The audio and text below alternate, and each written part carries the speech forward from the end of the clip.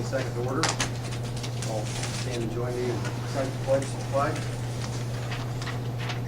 Pledge allegiance to the flag of the United States of America and to the republic for which it stands, one nation, under God, indivisible, with liberty and justice for all.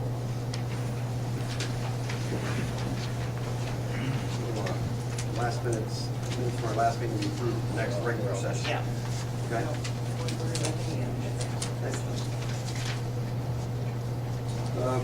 First item of business, the water line we discussed a couple of weeks ago. We had three options. I'd like to call Jared and see if you could give us your recommendation of the three options we looked at.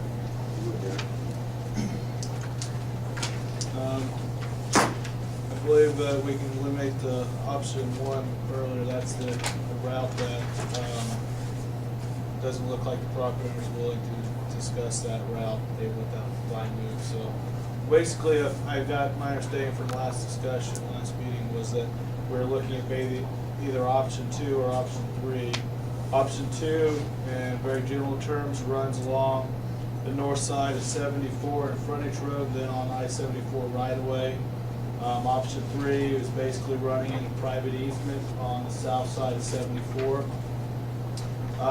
Pretty much the biggest disadvantage I can, option 2 is that there's two of them really, is when we run in along the frontage road, you're going to have significant increased costs in both for construction, for pavement repair and granular backfill.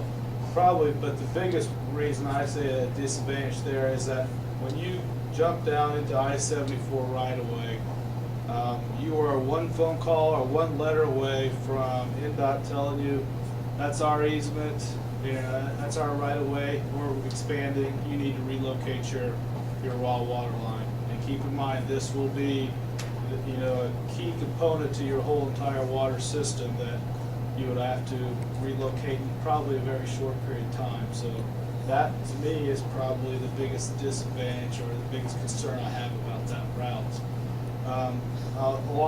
If you go into a private easement on the southern side, you're going to be right next to the right of way. Any development that occurs in that area is not going to develop that close to the I-74 because they have setback requirements.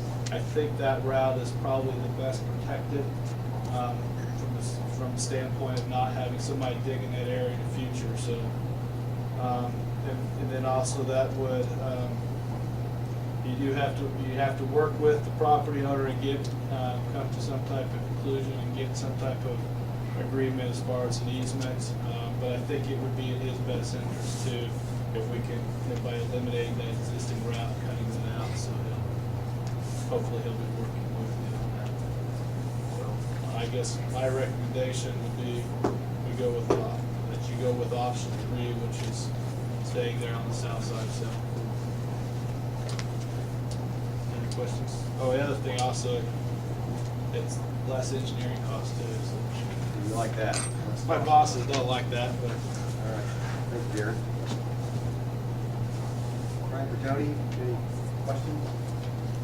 Oh, I can agree with Darren that the state coming in there, just anytime you'd be part of that option too, big trouble on that. So. It actually happened to us a couple years ago on 421. Yeah, and when it's in there, when you're in their easement, there's no compensation whatsoever. So if they make you move it and you're in a private easement, then they have to pay for it, so.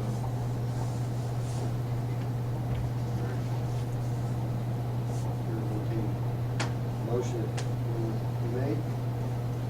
Make a motion to accept the option 3. Second that. Motion and a second.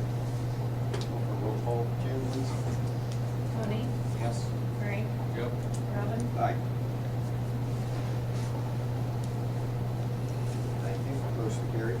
Next item on the agenda is State Road 3 property.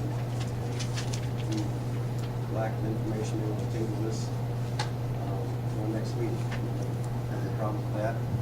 Questions? Mr. Mayor, you have any issues you'd like to bring forward? My issues were addressed in the law. Very good. This time, Chair, to entertain a motion to dismiss. Motion to adjourn. Second. Oh, I like these kind of meetings.